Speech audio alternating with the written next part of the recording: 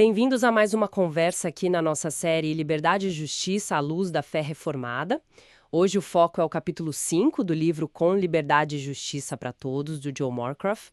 A gente vai dar uma olhada na perspectiva bem específica dele sobre o poder do Estado de cobrar impostos, tudo isso pela lente da fé reformada, né? Que vê Deus como soberano em tudo. Então a nossa missão aqui é tentar entender, assim, destrinchar essa visão. Para começar, o autor parte de Romanos 13, versículo 6. A ideia central que ele defende é que Deus dá ao Estado um poder para tributar, sim, mas é um poder limitado, sabe? Não é carta branca. Exato. E esse poder, na leitura do Morecroft, tem um propósito muito claro, muito circunscrito. Seria para financiar, basicamente, a aplicação da lei e a proteção, ou seja, manter polícia, exército e o sistema judiciário funcionando. Então, o tributo justo, nessa visão, serve só para isso. É quase um mandato divino para o governo civil, mas só para isso. Entendi. E ele faz uma conexão bem forte, né? Ele diz que tributação implica propriedade e soberania. E argumenta que quando o Estado cobra imposto de um jeito que ele considera injusto, é como se o Estado estivesse dizendo: olha, eu sou o dono das pessoas e do que elas têm.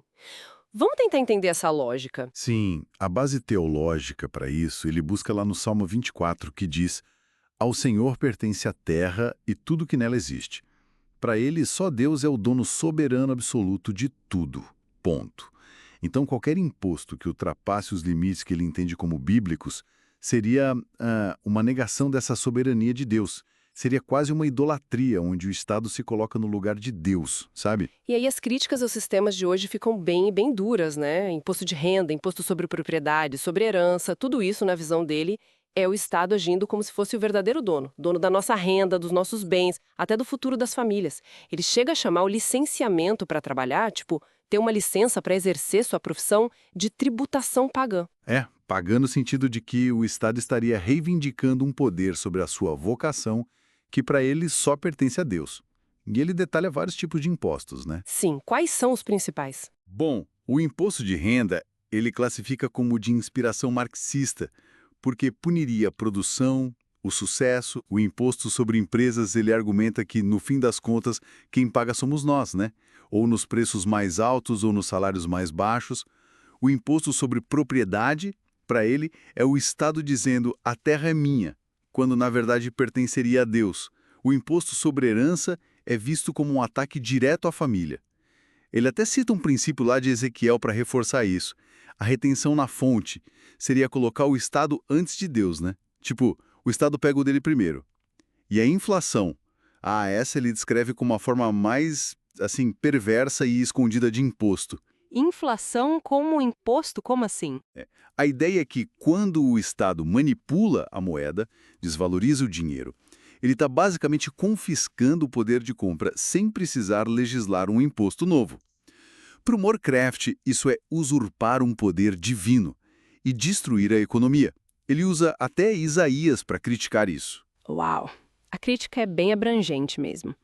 Se quase tudo que a gente conhece como imposto é rejeitado por ele, qual seria então a alternativa? O que a Bíblia prescreveria segundo essa leitura? Então, Morecroft identifica o que ele chama de 3 tributos divinos. Primeiro, o sábado. Seria um tributo sobre o nosso tempo e energia, dedicado a Deus. Segundo, o dízimo, os 10% da renda ou bens, mas isso vai para o reino de Deus, administrado pela igreja, não para o governo civil, de jeito nenhum. E terceiro, aí sim, o único imposto que o governo civil poderia cobrar, o imposto per capita. Imposto per capita. Aquele de Êxodo. Exatamente, baseado em Êxodo 30.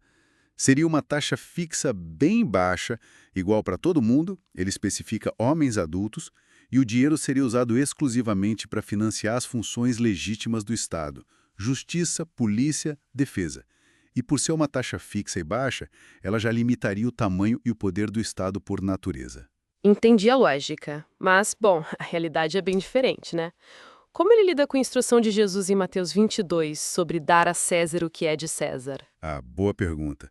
A interpretação dele é que, sim, os impostos de César eram antibíblicos na visão dele, claro, mas Jesus manda pagar para evitar confusão, para evitar retaliação do Império Romano e poder continuar o trabalho do reino.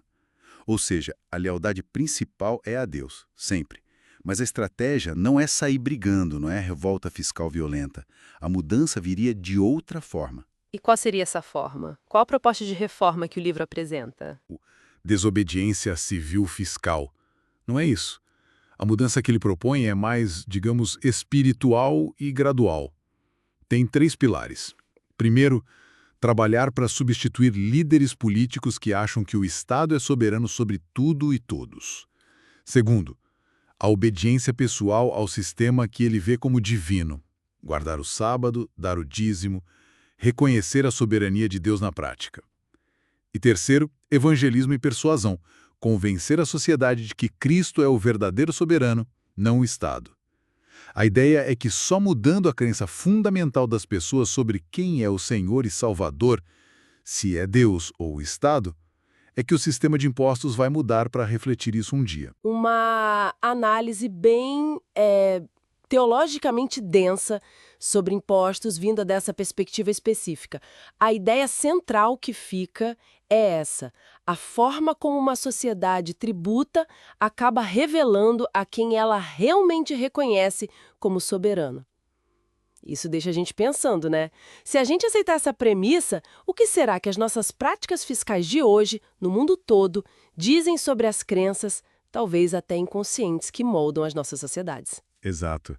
É uma questão profunda essa relação entre as estruturas que a gente cria, como os impostos, e as convicções mais básicas de uma cultura. Fica aí a reflexão.